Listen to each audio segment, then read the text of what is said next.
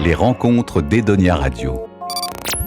Dans les rencontres d'Edonia, nous recevons aujourd'hui la distributrice du film Francesca et Giovanni, Valentine Loeb. Bonjour. Bonjour.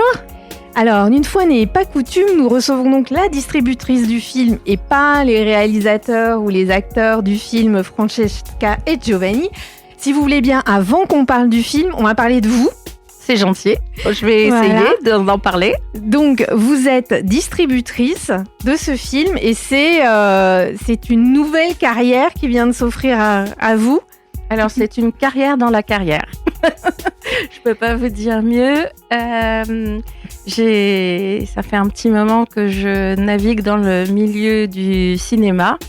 Et pour précisément ce film, on est venu me chercher pour l'accompagner, mais l'accompagner de manière un petit peu différente de ce qui se fait de manière plus traditionnelle. Et quand j'ai vu le film, j'ai été vraiment passionnée par cette histoire parce que c'est une histoire, au-delà du fait que ça soit évidemment des faits réels, on a un pan de cette histoire que nous ne connaissions pas et qui a été mis en valeur dans le film. Et c'est ça qui est très intéressant. Et comme vous l'avez dit, on va en reparler après. Et ce que je peux déjà dire, c'est que je comprends pourquoi vous avez été touchée par ce film. On va faire un peu de teasing. L'accompagnement, oui, en tant que distributeur, parce que je trouvais que c'était intéressant de vraiment mettre en lumière l'ensemble du travail, prendre le temps de le faire. Et j'ai la chance de pouvoir prendre ce temps pour accompagner dans les moindres détails ce film, pour rencontrer les équipes du cinéma, échanger. J'avoue que je fais un peu le tour de France en ce moment. Alors, pas toute la France et tous les cinémas. J'aimerais bien, mais là, c'est pas possible non plus. Mais pour La Rochelle, c'est un vrai grand plaisir d'être présent dans cette magnifique ville de surcroît. Donc, le rôle du distributeur, c'est de trouver les salles qui vont jouer le film. C'est ça? Alors, effectivement, le rôle du distributeur, c'est pas uniquement trouver les salles, bien sûr.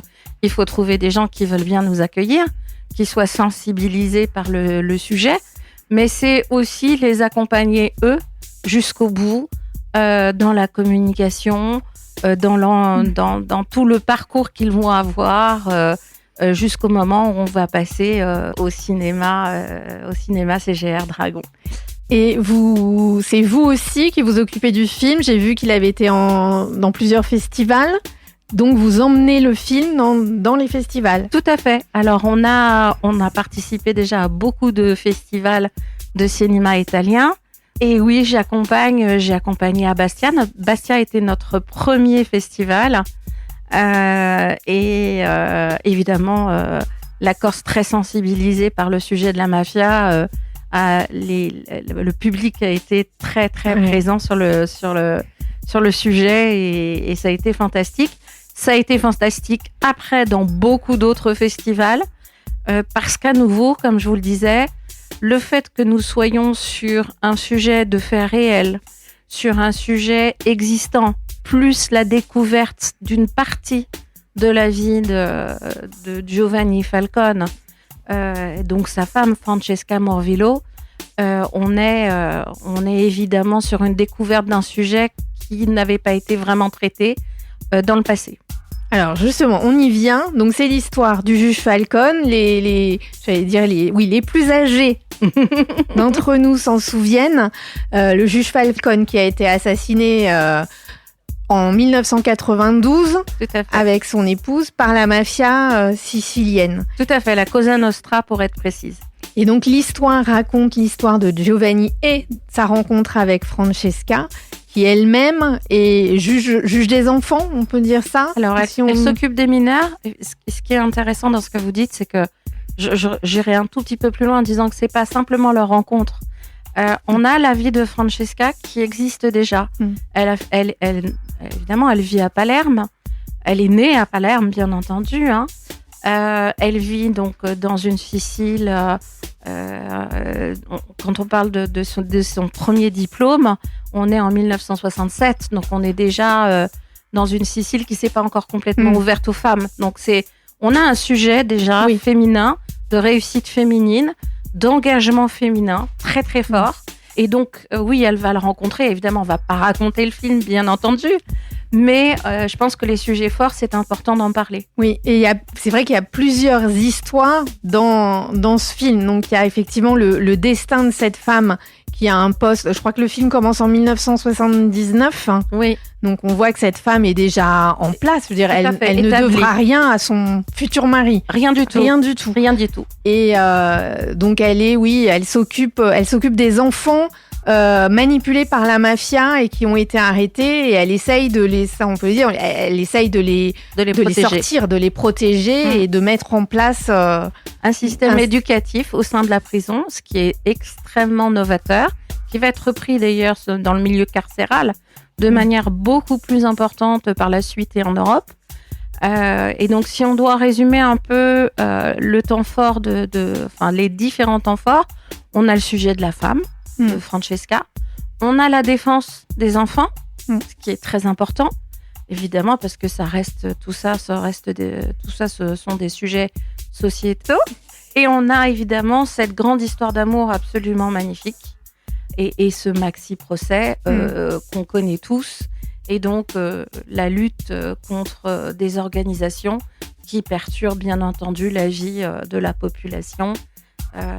Et ce film est étonnamment d'actualité, merci. Étonnamment d'actualité. Et ça, évidemment, quand il a été tourné, ce n'était absolument pas l'intention des réalisateurs. Voilà. Ti presento Giovanni Falcone, un collega. Piacere, dottoressa. Salute. Questi ragazzi che crescono bevendo latte e mafia hanno bisogno di noi. Condividete gli stessi ideali, la giustizia, la lealtà, la volontà di cambiare il mondo. Sì, pronto. Les rencontres d'Edonia Radio. Donc, c'est un film italien. Oui. C'est une équipe italienne. Oui. Vous dites que c'était pas leur intention, mais des Italiens qui traitent d'un sujet tel que la mafia, c'est aussi, j'imagine. Alors, ok, ils relatent la rencontre, la vie de la femme du juge Falcone, sa rencontre avec le juge, mais on se rend compte que leur coup de foudre, c'est un coup de foudre de valeurs. Ils partagent les mêmes valeurs, en mettant en avant les valeurs de ces deux juges. Ces Italiens, ça a bien un but quand même. C'est pas tout innocent quand on est italien. Vous voyez ? Alors, c'est pas innocent c'est pas innocent, certes, mais il faut comprendre que le film, on ne pouvait pas imaginer que là, aujourd'hui, au moment où on se parle, on ait une telle réalité et qu'on soit face à une telle réalité actuelle. C'était pas leur intention de se dire, je vais faire le film. Et puis, super, ça va coller avec l'actualité. C'était pas l'objectif. L'objectif, c'était vraiment de raconter un pan de l'histoire dans cette histoire qui n'était pas connu du public et qui n'avait pas été mis en exergue précédemment. Et c'est ce qui fait évidemment le côté très novateur de la vie de Giovanni Falcone et la mise en valeur de cette femme qui elle a déjà sa carrière et qui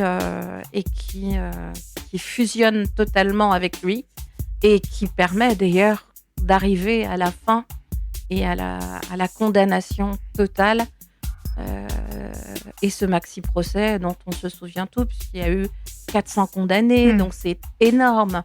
C'est quand on dit un maxi-procès, c'est qu'ils sont tous tombés les uns après les autres. Donc je pense que la force de ce couple a permis la réussite et leur engagement a permis de mettre fin à un système. Vous pensez que sans Francesca, Giovanni aurait eu la même carrière ? Je pense pas. Je crois que c'est un couple follement amoureux et qui ont vraiment travaillé à l'unisson. Donc c'est très très émouvant parce qu'il y a cette vie personnelle et cette vie professionnelle. Et je pense que j'ai envie de vous dire que dans la vie, on ne peut réussir qu'en groupe. Difficile de réussir tout seul dans son coin. Il n'y a que le phénomène de rencontre et d'association. Alors là, on est sur une histoire d'amour, bien entendu, mais de manière plus générale, on a rarement vu des gens tout seuls réussir sans des équipes autour d'eux. On se rend compte qu'ils ont vécu toute leur vie la peur au ventre. Quand elle se met... alors là, on spoil pas, puisque l'histoire est malgré tout... la fin est connue. Mais quand elle se met avec lui, elle sait que quelque part, elle aura... Comment je pourrais dire ça ? Elle aura une vie plus courte. Oui, elle va avoir elle le sait, mais la détermination et peut-être aussi la compréhension de la souffrance dans laquelle sont mis les gens des villages, de la Sicile, de l'Italie, de manière plus générale. À cette époque-là, on est quand même... c'est tellement important que les gens ont du mal à vivre normalement. Et donc... en fait, c'est vraiment une volonté de laisser la liberté gagner et de ne pas se faire réenfermer dans un système qui est épouvantable et qui ne permet plus aux gens de vivre, etc. Je ne sais pas si vous vous souvenez, mais vous n'aviez pas un restaurateur qui pouvait travailler sans être pillé. Sinon, les gens étaient assassinés. Enfin, c'était quand même d'une violence absolue.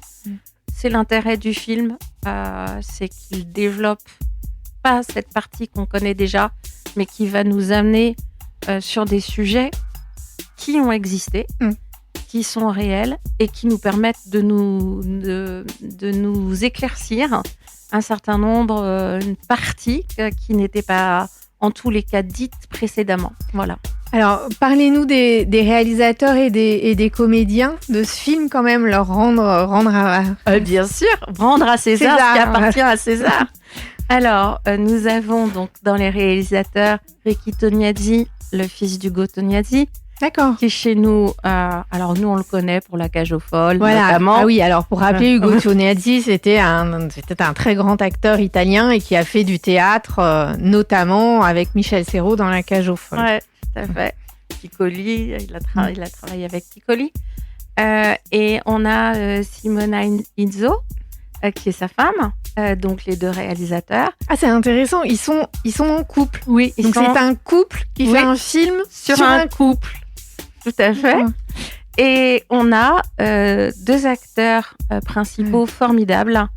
Alors évidemment, on a le beau Giovanni, bien entendu, qui est joué par Primo Reggiani, qui est un type formidable, un garçon exceptionnel. Et on a Francesca, qui est jouée par Esther Pantano, qui elle est une actrice, chanteuse et fait du théâtre. Donc avec une fille très très complète sur le plan artistique. Ils sont très connus en Italie. On les connaît très bien en Italie. On les connaît pas en France. Et l'objectif aussi, c'était de les faire connaître chez nous. Le couple marche bien à l'écran. Tout à fait. Le couple est absolument incroyable. Mattarella, Terranova, dalla Chiesa. È stato un massacro. Nel Mare Nostrum non c'è nessuno pesce cane. È possibile che ci sia un prezzo da pagare se davvero vogliamo cambiare le cose. È un oggetto sospetto! Via, via, via! Perché ci fanno questo? Perché? Perché hanno...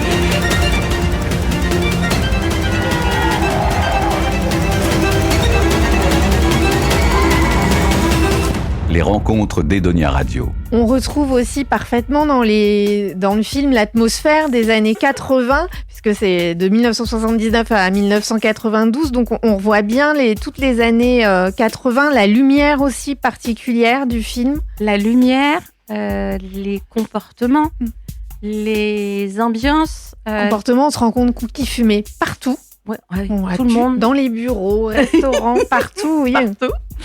On a, la reconstitution de l'époque est assez étonnante, tellement étonnante que ça fait partie des choses qui m'ont moi-même replongée dans mon propre passé en disant ah mais oui, on faisait tout ça, on était comme ça. Et oui, ça c'est aussi très très intéressant d'avoir mis aussi ça en lumière et d'avoir eu aussi ce côté très très méticuleux de faire remettre en scène de manière très très précise, y compris les voitures, Ah oui, non, mais tout est... Tout y les est. coiffures, les lunettes, C'est ça. tout, Tout y est, tous les cigarettes, détails. tous les détails, vraiment. Tout à fait. Ouais, et l'évolution, puisque entre 1979 et 1992, on a changé, Bien changé sûr. de look, de coiffure, et on retrouve vraiment Tout au long toute du film. cette évolution-là. C'est vraiment extrêmement bien fait. Dans le mobilier, enfin, dans vraiment Oui, dans les moindres tout détails. et la j'avoue. lumière du film. C'est vraiment un film, un beau film. C'est On un peut pas un beau dire film mieux. travaillé consciencieusement avec beaucoup de passion, on le sent. On sent que l'investissement est très très important et c'est pour ça que je considérais qu'il était important de s'y investir autant que tout le travail qui avait été fait précédemment pour l'accompagner, le faire découvrir, que les gens puissent avoir une soirée ou une après-midi au cinéma intéressante qui leur apporte des choses et des sujets qu'a priori dont ils n'avaient pas connaissance jusqu'à ce jour. Voilà. Et ça interroge aussi sur notre société aujourd'hui. Vous l'avez dit un peu tout à l'heure que vous aviez commencé les festivals en Corse. J'imagine qu'effectivement en Corse ça a une résonance particulière. Alors en Corse ça a été évidemment incroyable parce que en Corse on vous explique que ils sont plus proches de l'Italie que de la France. Oui, déjà. Oui, de toute façon. Donc, ça m'a permis aussi de me rendre compte que, et ça je ne le savais pas et je l'avoue sans aucune difficulté et avec toute transparence, je ne savais pas que cette mafia existait comme ça de manière présente. Elle s'est transformée. On a travaillé sur le sujet, nous, pour la présentation, pour le cinéma. Et on a, pour tous les spectateurs qui participeront, qui viendront, qui regarderont le film, en interrogeant le cinéma, après l'avoir vu, peuvent demander un lien avec un dossier un peu plus complet qu'on a écrit pour aller au-delà du film et continuer à s'intéresser aux sujets d'actualité tels que nous les avons. Mais c'est vrai que c'est un film qui résonne sur la société d'aujourd'hui, sur aussi, puisqu'on se rend compte en France, que ce soit à Marseille ou dans les grandes villes de France, où il y a une forme de mafia qui s'installe un peu dans certains... Enfin, forme, je suis gentille, mais... Oui, vous êtes gentille avec une forme. Gentille. Je dirais Marseille, pas uniquement. Oui, voilà, non, pas uniquement, c'est pour ça que je dis les autres grandes villes... autres grandes villes de France et pas que les grandes villes, en tous les cas on va dire qui s'installent, qui continuent à se diffuser en France, et ça interroge effectivement sur moi mon rôle de citoyen, qu'est-ce que je dois faire, quelles sont mes valeurs, quelles sont nos valeurs, c'est important. Je crois que c'est une question et c'est aussi ce film nous permet de se reposer la question et de savoir ce qu'on doit faire pour continuer à avoir cette chance de vivre libre. Je pense qu'on a chacun notre responsabilité, à chacun de, quelles que soient nos activités, notre âge, peu importe, on a chacun notre responsabilité pour pouvoir élever nos enfants dans des conditions positives, les protéger, les faire grandir, et puis nous vivre sans menace permanente. Eh bien, écoutez, Valentine, merci pour tous ces renseignements sur ce magnifique film. On invite tout le monde à voir Francesca et Giovanni au cinéma et on vous souhaite une longue vie de distributrice. Merci infiniment et donc évidemment une longue vie encore et pour toujours à Francesca et Giovanni. Merci. Edonia Radio.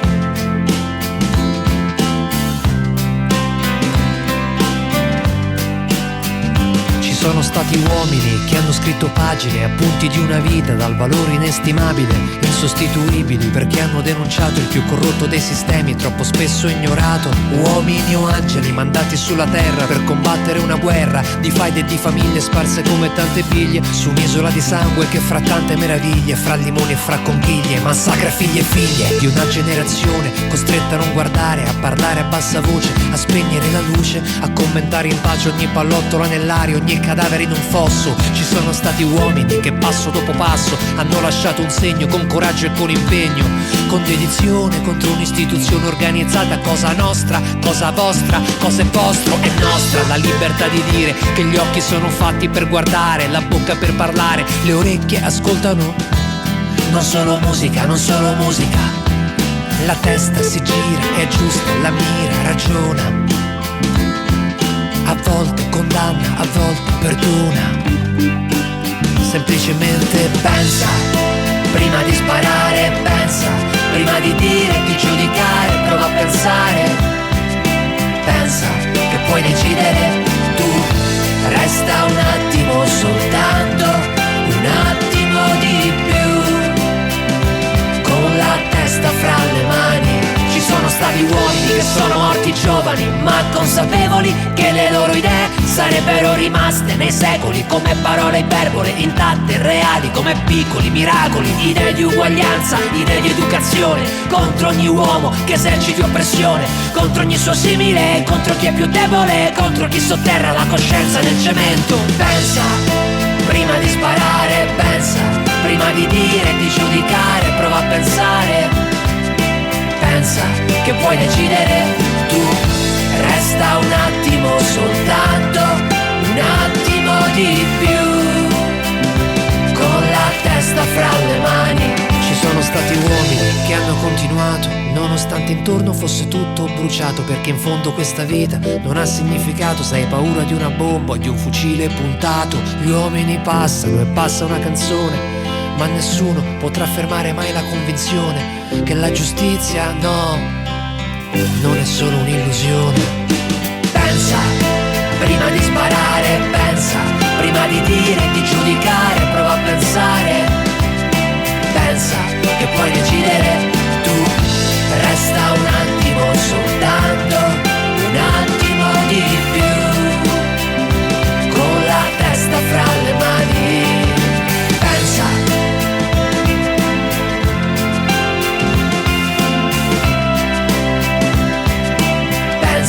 Che puoi decidere tu, resta un attimo soltanto, un attimo di più, con la testa fra le mani.